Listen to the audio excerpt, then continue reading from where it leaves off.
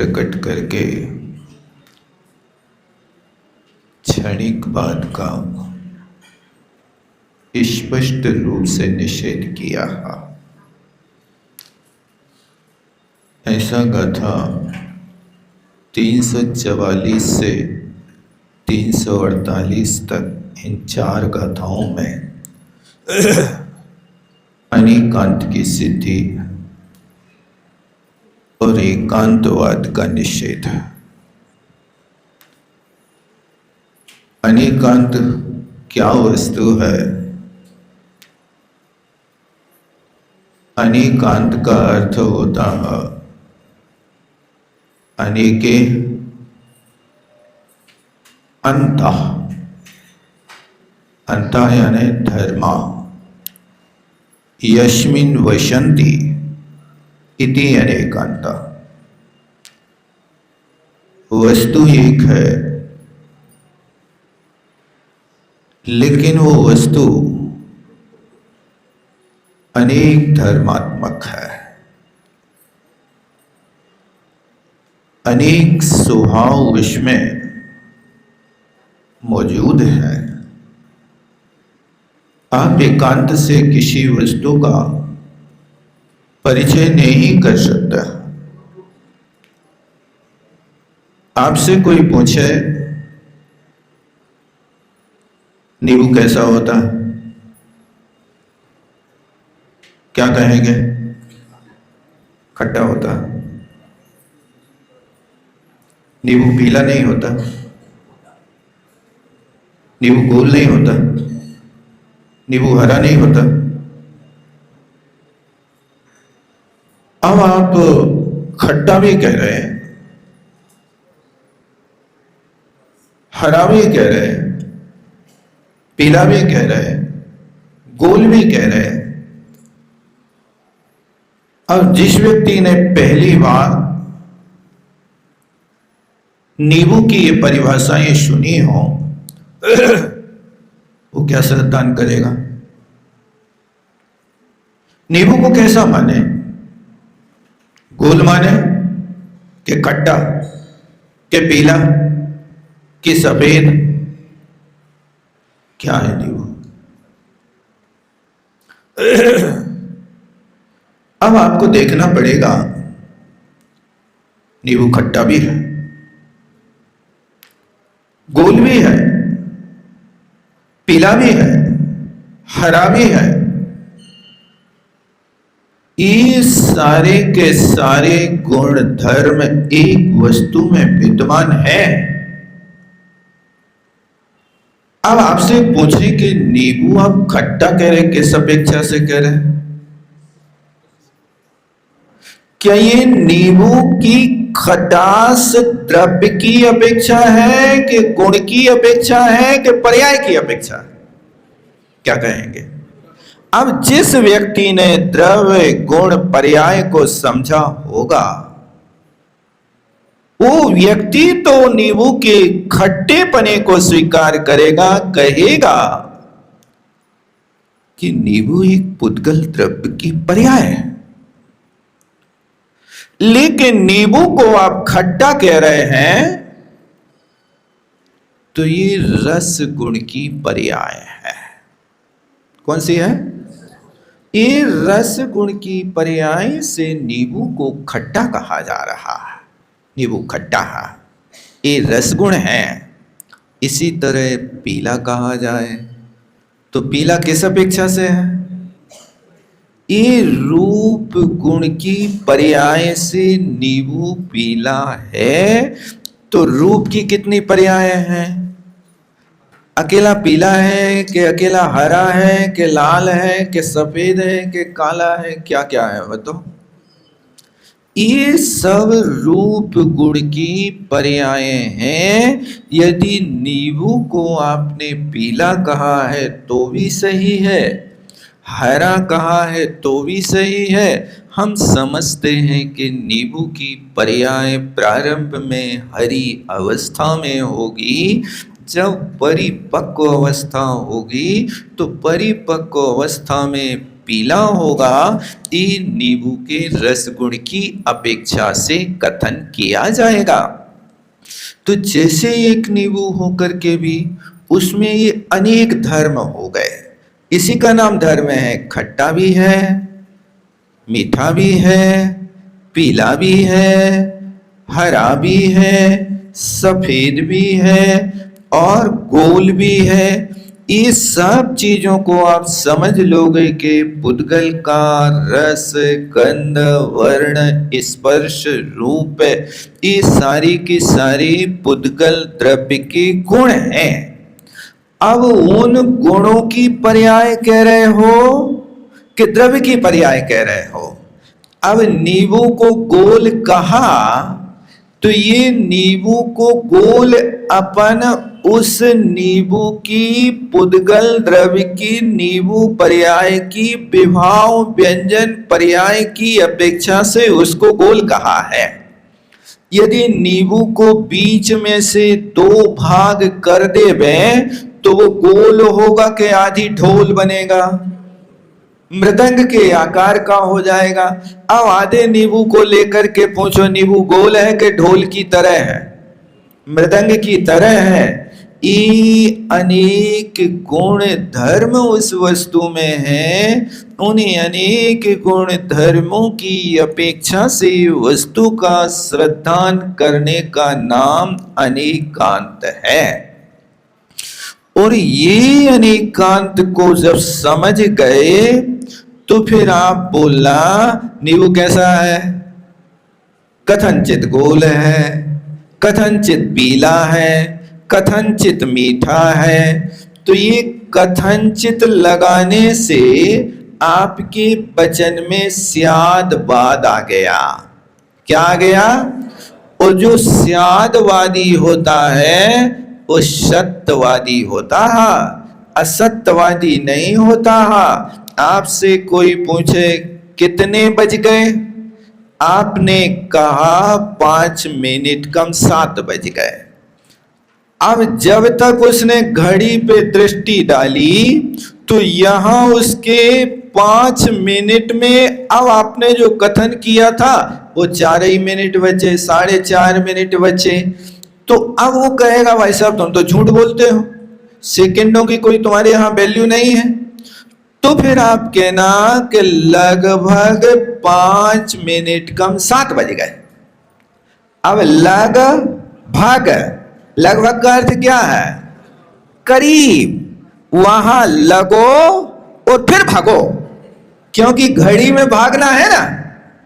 आपने 5 मिनट कम 7 तो कहा तो 7 में तो लगे लेकिन फिर भागे, ठहरे तो है नहीं, टिके तो हो नहीं। अब घड़ी भले ही कहे टिक टिक टिक, लेकिन वो स्वयं नहीं टिकती है, वो स्वयं आगे भाग रही है। तो ये आपने लगभग बोल दिया, यानी सत्य वचन का प्रयोग किया।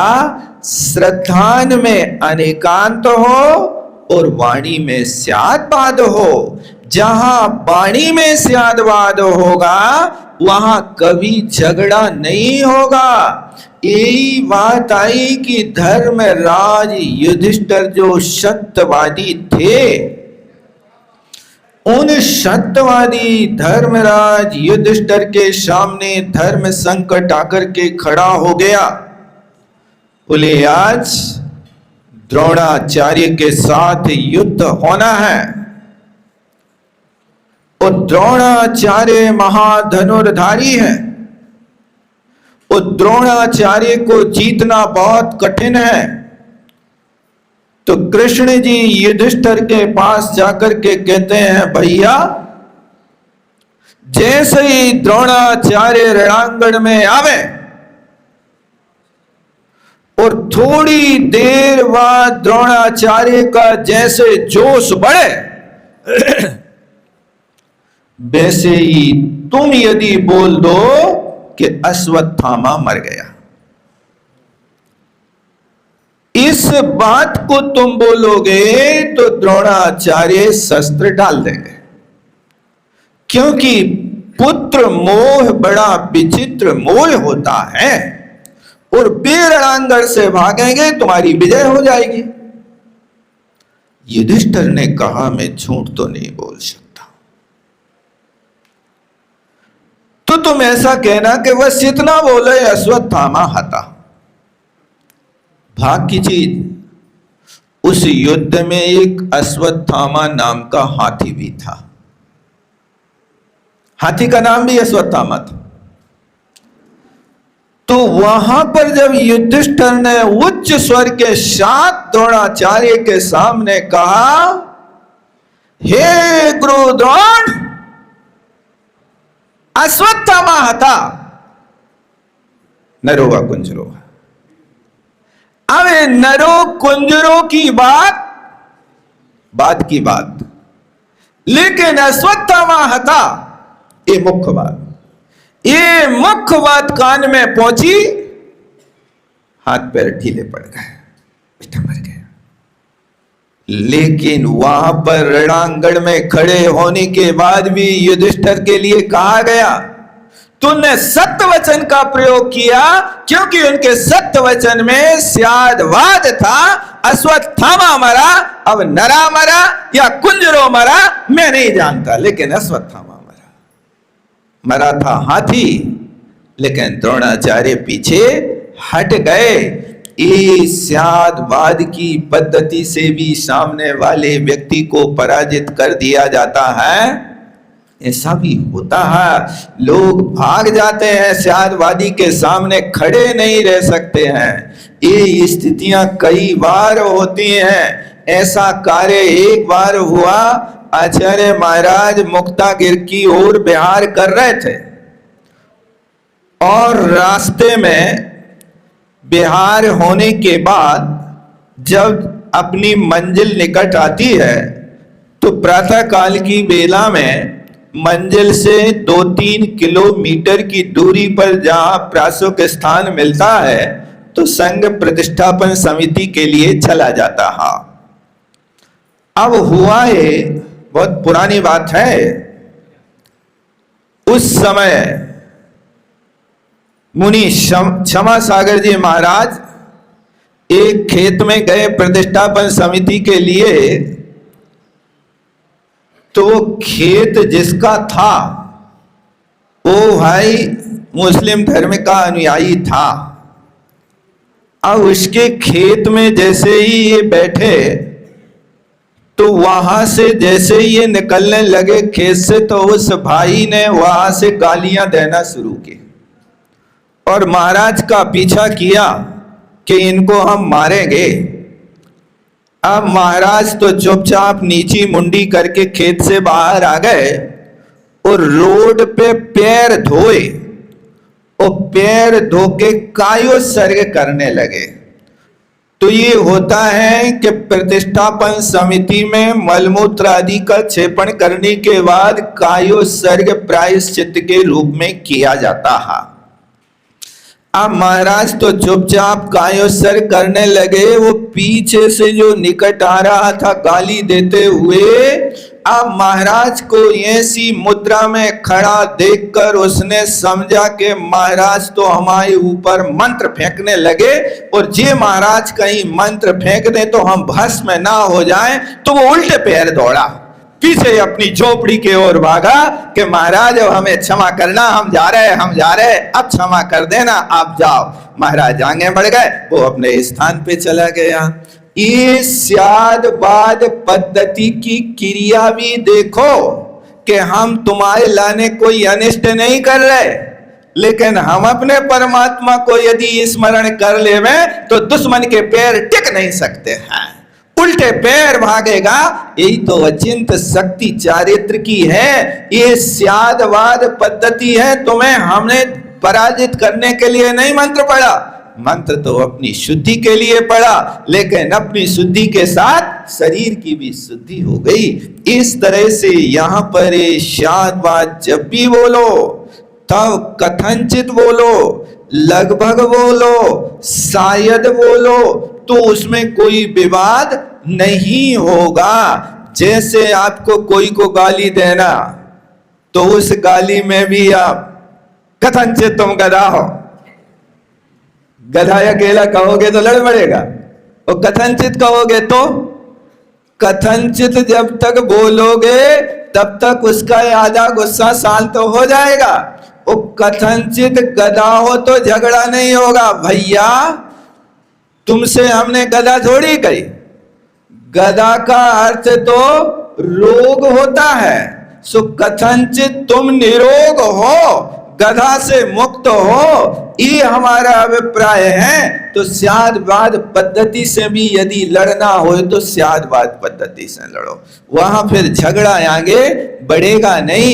इसलिए श्रद्धान हमेशा एकांत का हो और वाणी में स्यादवाद हो। इसी का नाम आलाप पद्धति है, बोलने के तरीके हैं। इस बात को यहां ध्यान रखना। ये बात यहां पर स्पष्ट हो गई कि अनेकांत का मंडन हो गया, एकांत का खंडन हो गया। अब अपन चलते आत्मख्याति टीका को देखते हैं। 430 पृष्ठ पर आचार्य अमृतचंद स्वामी क्या लिखते हैं। 4 गाथाओं की टीका। यतो ही प्रतिसमयम संभवद अगुरु लघु गुण परिणाम द्वारेण क्षणिकत्वात् अचलित चैतन्य अन्वय गुण द्वारेण नित्यत्वाच्च जीवा कैश्चित् पर्यायी विनश्यति कैश्चित् तु पर्यायी ऊपर से लगा लेना ना विनश्यति इति दुस्वभावो जीव स्वभावा। देखो ध्यान देना क्या कहना चाह रहे हैं। यतो ही, अब सुनो भाई, ध्यान से सुनना और सुनने के साथ इस बात को भी ध्यान रखना कि यहां प्रसंग क्या चल रहा है। यहां पर ये प्रसंग चल रहा है कि जो सामने वाले व्यक्ति ने वस्तु के सिर्फ एक अंश को पकड़ा, वस्तु के सर्व अंश को नहीं पकड़ा। अब जिसने एक अंश को पकड़ा तो उसकी दशा वैसी है जैसे अभी आप लोगों ने पुरुषासिद्धि उपाय में पढ़ा होगा ना, कि जन्म से अंधे 6 लोगों ने हाथी को देखने का भाव किया। अब उस नगर में हाथी आया तो वे 6 अंधे हाथी के पास गए और हाथी वाले से बोले हमें हाथी दिखा दो। ठीक है भैया देख लो। तो वे अंधे भाई कोई हाथी की पूंछ से लिपट गया, कोई सूंड से लिपट गया, कोई पैर से लिपट गया, कोई हाथी के पेट से लिपट गया, कोई हाथी के कान को पकड़ के बैठ गया। ये सब एक दूसरे एक एक अंग को पकड़ पकड़ करके बैठे और बहुत देर तक उसी अंग को पकड़े रहे।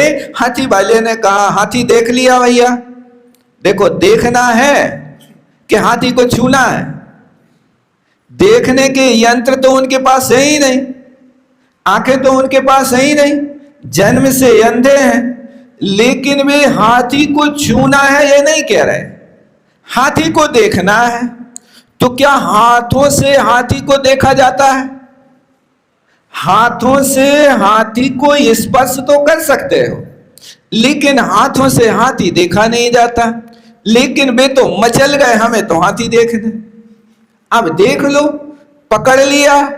अब बहुत देर हाथी को पकड़ने के बाद उन्होंने कहा भैया देख लिया हाथी? हाँ देख लिया। अब 6 लोग आपस में चर्चा करते हैं, देखो क्या मजा आया, आज पता चला कि हाथी तो रस्सा की तरह होता। दूसरा जिसने सूंड पकड़ी थी, अरे आज पता चला कि हाथी तो कदली के वृक्ष की तरह होता। जिसने कान पकड़ा वो कहता अरे आज पता चला कि हाथी तो सूपा की तरह होता। और जिसने पेट पकड़ा वो कहता हाथी तो मटका की तरह होता। अब बताओ हाथी कैसा? मटका की तरह कि सूपा की तरह कि रस्सी की तरह कि केले के वृक्ष की तरह? ये आपस में झगड़ा कर रहे थे। एक कहे एक ना माने, कहे कबीर दो ही बयान। एक ने कही और दूसरे ने वो की बात नहीं मानी, दोनों पागल। आप लोग नहीं समझिए, घर में एक कहता है कुछ, दूसरा कहता है कुछ, तब तो झगड़े होते हैं। तो क्या हम लोग पगला हैं? पत्नी ने कही कि आज क्या बनाना है, बोले ठड़ूला बनाओ। आज नहीं बनाने, कल बनाने। अब एक ने कही, दूजे ने मानी, दोनों पागल। लेकिन एक ने कही, दूजे ने मानी, दोनों ज्ञानी। तुमने कही, हाओ हाओ कहना सीख जाओ, बड़े सुखी रहोगे। ना कहना ही बंद कर दो। एक राजा नल हुआ है भाई साहब। राजा नल इतना उदार दानी व्यक्ति था कि उसके मुख से कभी किसी भी कार्य में ना निकलता ही नहीं था, ना बोले ही नहीं उसने। तो लोगों को भ्रम होता था। क्या भ्रम होता था? कि इस राजा नल ने ना नाम का अक्षर पढ़ा कि नहीं पढ़ा। तो कुछ कहते थे नहीं पढ़ा तो है, लेकिन प्रपट तो भी विस्मृता, नाक्षराणि पठितानि किम विस्मृतानि, ऐसा प्रयोग किया है। ये ना नाम का अक्षर राजा नल ने पढ़ा कि पढ़ करके भूल गया।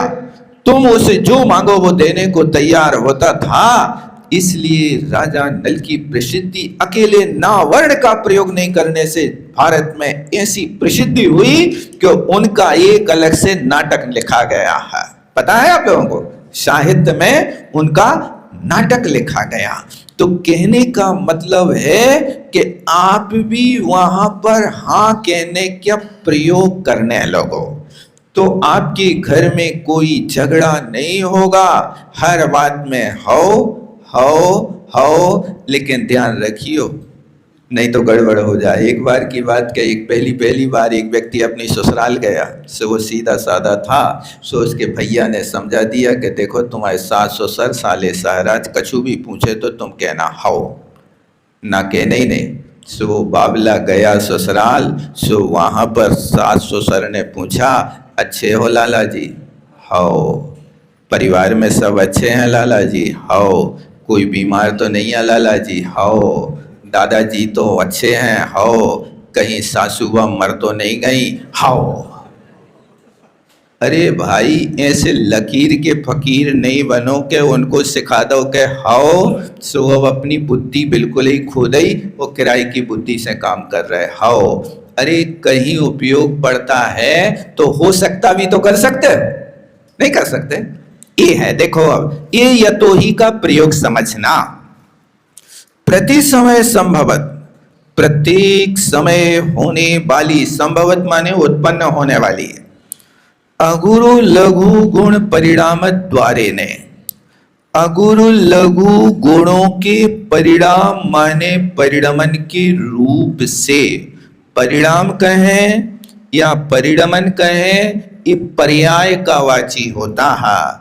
गुण पर्यायवत द्रव्यम तद भावाभ्यम नित्यम, ये यहाँ पर परिणमन को ध्यान में रखना। तो कहते जो अगुरु लघु गुणों के माध्यम से परिणमन हो रहा है वो क्षणिकत्वात्, क्षणिक हो रहा है।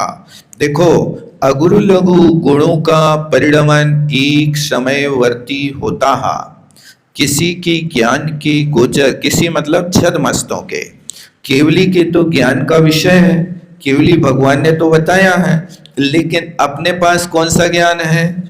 केवल ज्ञान है कि नहीं? नहीं है। कौन सा ज्ञान है? तो आपके पास अभी है नहीं केवल ज्ञान के, आत्मा में केवल ज्ञान की सत्ता ही नहीं। सत्ता तो है लेकिन प्रकट नहीं, शक्ति है, व्यक्ति नहीं है। अवसर पा करके हमें जब केवल ज्ञान होगा तो उस समय फिर हम बता देंगे कि अगुरु लघु गुण क्या होता है। इसको आप किसी दृष्टांत से नहीं समझ सकते। एक एक समय में होने वाली पर्याय है, उस पर्याय को आप दृष्टांत से नहीं समझ सकते। कुछ चीजें ऐसी होती जो अवक्तव्य होता है। आपसे पूछें, भैया आपके कुआं का पानी कैसा है? आपने कहा मीठा है। अब आपसे पूछा कि कुएं का पानी मीठा है तो संतरा के रस जैसा है क्या? नहीं। नारियल के पानी जैसा है क्या? नहीं। अंगूर के रस जैसा है क्या? नहीं। शरबत के रस जैसा है क्या? नहीं। हर चीज में तुम नहीं कह रहे, वो तुम ही कह रहे कि हमारे कुआं का पानी मीठा है, तो किससे उपमा देवे तुम्हारे मिठास की? बताओ, किससे कहें? ना अंगूर जैसा है, ना संतरा जैसा है, ना नारियल के पानी जैसा है, फिर कैसा है? तो इसको कहेंगे कि आप स्वयं चखो। ये मिठास तो है लेकिन उपमातीत है। इसको आप उपमा नहीं दे सकते कि संतरा अंगूर के रस जैसा है। इन उपमाओं से व्यतिरिक्त है, मीठा तो है लेकिन इन जैसा मीठा नहीं है। तो ये उस कुएं के पानी को यदि मिठास का ज्ञान करना है तो आप स्वयं चखो, दूसरे के चखने से आपको ज्ञान नहीं होगा। इसी तरह अगुरु लघु गुण कैसा है? आगम से चलित नहीं होता है, जो कभी नाश को प्राप्त नहीं होता है, ऐसी अचलित चैतन्य जो आत्मा का चैतन्य अनुविधायी अन्वय, अन्वय माने अनु का अर्थ होता कि उसके साथ साथ हमेशा चलता रहे, उसका नाम अन्वयी है। ऐसे अन्वय क्या है? गुण, यानी द्रव्य के गुण अन्वयी होते हैं और पर्याय व्यतिरेकी होती। दोनों में अंतर समझना। अन्वयी का अर्थ है कि आप जहां जाएंगे गुण आपके साथ रहेंगे, लेकिन पर्याय की गारंटी नहीं है कि पर्याय आपके साथ हमेशा रहे। और जिस पर्याय से तुम वर्तमान में प्रेम कर रहे हो, उस पर्याय से आगे भी वैसा ही प्रेम बना रहे, इसकी कोई गारंटी नहीं है। जैसे मान लीजिए आपको भोजन में सबसे अच्छा क्या लगता है? मिलेगा नहीं, रुचि बताना है कुछ, नहीं तो कहो कि हमने जो कहा वो दिलाओ। क्या अच्छा लगता है? कछु तो को मीठा लगता है। अब मीठा भी बहुत सारे हैं, वैसा मीठा की पर्याय है। एक तो मीठा है नहीं, मीठा शक्कर तो खे होने। कोई खोबा की मिठाई खाएगा, कोई पेड़ा खाएगा, कोई जलेबी खाएगा, कोई रसगुल्ला खाएगा, कोई बूंदिया खाएगा। अब इनमें से बताओ क्या मीठा लगता है? बूंदिया के रसगुल्ला के मावा की मिठाई? अब सोचना पड़ रहा हो। कछु तो को रसगुल्ला अच्छा लगा। अच्छा, रसगुल्ला सबसे अच्छा लगता है तो तुम्हारे सामने कितने रसगुल्ला खाने की क्षमता है? देखो बाबा जी बताए हैं, नरेंद्र बाबा जी, कितने रसगुल्ला खा सकते हो? 20 खा जाओ। यदि 20 रसगुल्ला खा भी गए तो फिर उसके बाद तुमसे कहें कि एक और खा लो, और एक आध प्याज में खा भी गए, लेकिन पुनः 20 तो नहीं खा सकते ना। 20 खाने के बाद फिर से 20 नहीं खा सकते ना। अब क्या हो गई? जो रस गुण की पर्याय से आपके लिए अभी मिठास थी, आसक्ति थी, अब वो भरपेट होने के बाद अब उसमें आसक्ति की न्यूनता आ गई। अब उस वस्तु पे उतना राग नहीं होता। देखो, यहां तक कि ये तो पेट भरने की बात है।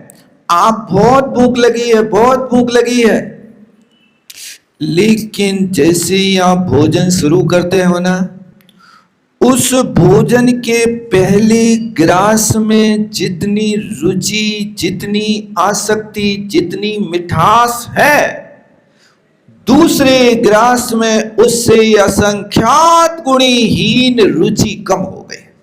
समझ रहे कि नहीं समझ रहे? ये तो है, यही कहलाता है कि पर्याय जो होती क्षण क्षण में परिवर्तित होती जाती है।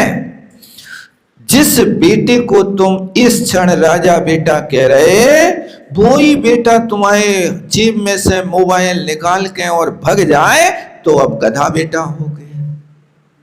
क्या हो गया? बेटा तो वो ही है। ये पर्याय परिवर्तन हो गई। उस समय राग की पर्याय थी, अब वो पर्याय द्वेष की हो गई, तो मोबाइल लेके भागे कैसे?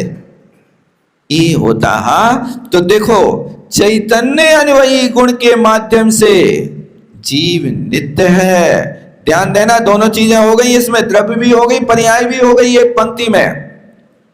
ऐसे कैश्चित् पर्यायी विनश्यति, जो अगुरु गुणों के माध्यम से उत्पन्न होने वाली पर्याय थी वो विनाश को प्राप्त हो गई। और कैश्चित् ना विनश्यति, और किन्हीं पर्यायों के माध्यम से विनाश को प्राप्त नहीं हुई, यानी गुणों का विनाश नहीं हुआ, उस पर्याय का विनाश हुआ। तो आप कहेंगे कि जो गुणों की पर्याय है उसका विनाश हुआ, कि जो द्रव्य की पर्याय है उसका विनाश हुआ। पहली चीज तो रखना कि पज्जय विजदम दब्बम दब्य विजुताय पज्यवनति, द्रव्य को छोड़ के पर्याय नहीं होती और पर्याय को छोड़ के द्रव्य नहीं होती, चाहे गुण की पर्याय हो चाहे द्रव्य की पर्याय हो, क्योंकि गुणों के माध्यम से भी गुणी का ज्ञान किया जाता है। ज्ञानी हो, ज्ञानी कहना क्या है, ये तो गुण है, ज्ञान तो गुण है, लेकिन उस गुण के माध्यम से जो आत्मा का परिचय कराया जा रहा है उसका नाम गुणी है। इसलिए किसी से विनाश को प्राप्त, इति दुस्वभावो जीव स्वभावा, इसलिए जीव का स्वभाव दो स्वभाव हो गया, एक पर्याय रूप हो गया और एक द्रव्य रूप हो गया, एक गुण रूप हो गया, एक गुण की पर्याय रूप हो गया। ततो यो करोति सयो अन्यो वह वेदयते, इसलिए जो करता है सो वही अथवा अन्य वेदन करता है। सो या वेदयते सयो अन्यो वा करोति ती नास्ति एकांता, जो वेदन करता है वही वेदन करता के अन्य वेदन करता है। इस प्रकार से नास्ति एकांता, इसमें कोई एकांत नहीं है। यही तो करते, अपनी करनी आप करे सिर ओरन के धरता, जे एकांतवाद क्षणिकवाद का मत है कि रास्ते में गिलास कांच की रखी आपने है, फोड़ी बेटा ने है, उस कांच की गिलास को तो करनी आपने करी के रास्ते में रख दी और बेटे ने फोड़ दी, तो गाली अब तुम्हें मिलेंगी कि बेटे को मिलेंगी, किसको मिलेगी गाली? अरे आप अपनी तरफ भी तो देख लेते कि हमने ऐसी करनी काहे को करी कि रास्ते में क्यों गिलास रखी, हमने क्यों ऐसी नासमझी का काम किया। काश उसी तरह समझदारी से यथा स्थान वस्तु को रखना, जो वस्तु जहां से उपयोग की उसको यथा स्थान पर रखना। यदि यत्र तत्र रखते हो तो ये आश्रव का कारण है, इस कारण में अनाभोग की क्रिया कहलाती है कि यहाँ की गिलास वहां पटक दी, ये आश्रव का कारण है। इसलिए जहां रोटी खाई उतनी थाली छोड़ दे। भैया थाली तुम्हें मिली थी तो रोटी तो भीतर कर लो और थाली को बाहर कर दो, नियम तो यही है ना, ऐसे ही होना चाहिए ना। करते हो आप लोग के उतनी छोड़ दे थाली। अपनी करनी आप करे सिरौरन के धरता, खाओगे तुम थाली मांजेगा कोई, कपड़े गंदे करोगे तुम साफ करेगा कोई। यही तो करनी ठीक नहीं है, इस करनी को सुधारो। आपने थाली में भोजन किया है तो उस थाली को उस स्थान पर रखो जहां पर उसको ठीक होना है। और सबसे अच्छी बात है कि जैसी सुंदर थाली में तुमने भोजन किया उस थाली को भी वैसी सुंदर करके रखो तो ठीक है, अन्यथा वो परहस्त की क्रिया का आश्रय होगा। बेटा आप अपनी थाली दूसरों से मंजवा रहे हो, अनछना पानी निकाल रहा है, वहां पर वो बाल्टी बाल्टी पानी फेंक रहा है, ये आप क्या समझ रहे हो? स्वहस्त की क्रिया और परहस्त की क्रिया, अपने करने योग्य क्रिया को अपने हाथ से भी तो करो, इससे हमारी तो इज्जत ही लुट जाए हमारे घर में। फिर क्या वैल्यू काय के बड़े? अरे काय के बड़े? बड़े क्या होते हैं? जो हर कार्य को स्वाधीनता से करता है वो बड़ा होता है। वे बड़े नहीं होते हैं कि तुम्हारे लाने हर कार्य दूसरे से होते हैं, वो तो पराधीनता है और पराधीनता कष्ट का कारण होती है। इसलिए स्वाधीन भी रहने की कोशिश करो। आपकी जिंदगी पंखा से चल रही है, अपनी अंदर की वायु का प्रयोग नहीं कर रहे हो, और जब आपको लाइट नहीं मिलती है, पंखा नहीं मिलता, तो आप तहस नहस हो जाते हो, घबरा जाते हो। आप अपने शरीर में ही ये सारी की सारी व्यवस्था है, है उस स्टेबलाइजर की तरह कि आप शरीर में गर्मी बढ़ा सकते हो, आप चाहें तो शरीर को ठंडक बढ़ा सकते हो, इन उपकरणों को छोड़ सकते हो। ये उपकरण पराधीन हैं, हिंसात्मक हैं, पाप की वृत्ति के कारण हैं, सुखिया स्वभावी हैं, तन के लिए सुख देने वाले हैं, महापाप के आश्रय के कारण हैं, सटकाए के जीवों की हिंसा हो रही है। इसलिए जैसी आप परिस्थिति में यदि आज पूरे दिन लाइट नहीं आना है तो बिना पंखा के निकालते रहते हो दिन, बार बार वहाँ पर फोन करते हो कब आ रही कब आ रही। अरे भैया, बिना लाइट के जैसे बिना पंखा के तुम अपना दिन व्यतीत कर लेते हो, ऐसा यदि बुद्धिपूर्वक लाइट होने पर पंखा नहीं चलाना, ये तुम्हें संवर निद्रा का कारण है, साधना का कारण है। ऐसी भी तो जिंदगी जियो आपके। हम आज नहीं करेंगे पंखा का उपयोग। एक महानुभाव ने पंखा को त्याग करो, बोले महाराज हमने एसी को त्याग नहीं करो है। देखो ऐसे कई भंग बनते हैं। कोई बीड़ी को त्याग करे तो सिगरेट पियन लग है, पंखा को त्याग कर है तो एसी को प्रयोग करने लग है, या नमक को त्याग कर है तो काजू किशमिश खाने लग है। यानी उसके बदले में कोई ना कोई दूसरा ऑप्शन खोज लेगा। ऑप्शन खोजेगा तो तुम्हारी साधना नहीं होगी। साधना तो तभी है कि आप ऐसे भी एक दिन निकालने की कोशिश करो। इसलिए एवं अनेकांत पी यस्तक्षण वर्तमाने शयेव परमार्थत्वेन वस्तुत्वम इति वस्तुवंशे पी वस्तु मध्युष्य शुद्ध नये लोभात् ऋजु सूत्र एकांते स्थित्वा ययेव करोति सयेव न वेदयते। कहते इस प्रकार अनेकांत की अपेक्षा से तत्क्षण वर्तमान प्रति क्षण प्रवृत्ति होने वाली परमार्थ रूप से तो सत्ता है, परिवर्तन तो पर्याय में। ऐसी परमार्थ से वस्तु तत्व को जानो, लेकिन वस्तु के अंश में परिणमन हो रहा है, सारी वस्तु तो वहाँ स्थायी है। ऐसे वस्तुत्व के बीच रह करके शुद्ध नय के लोभ से ऋजु सूत्र नय।